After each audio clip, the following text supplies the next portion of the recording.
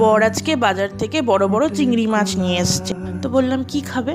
বললো ওই যে চিংড়ি মাছের মালাইকারি। কেন অন্য কিছু খেলে হতো না?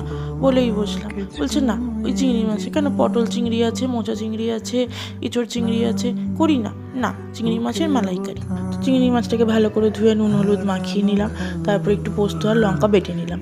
কড়াইতে সর্ষের তেল দিয়ে একটু পেঁয়াজ কুচি দিয়ে দিলাম, ভালো করে নাড়িয়ে চাড়িয়ে ওর মধ্যে পোস্ত বাটাটা দিয়ে দিলাম।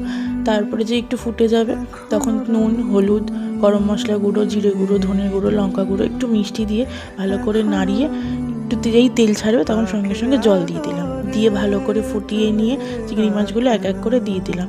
যখন ফুটে যাবে তখন একটু নারকেলের দুধ দিতে হবে, কিন্তু আমার কাছে না নারকেলের দুধ ছিল না, তাই আমি এই প্যাকেট কোকোনাট মিল্কটাই দিয়ে দিয়েছিলাম। তারপর ভালো করে ফুটিয়ে নিয়ে নামিয়ে ফেলুন, রেডি চিংড়ি মাছের মালাইকারি। কখনো করে ভাত দিয়ে খেয়ে দেখবেন, বেশ ভালো লাগে কিন্তু।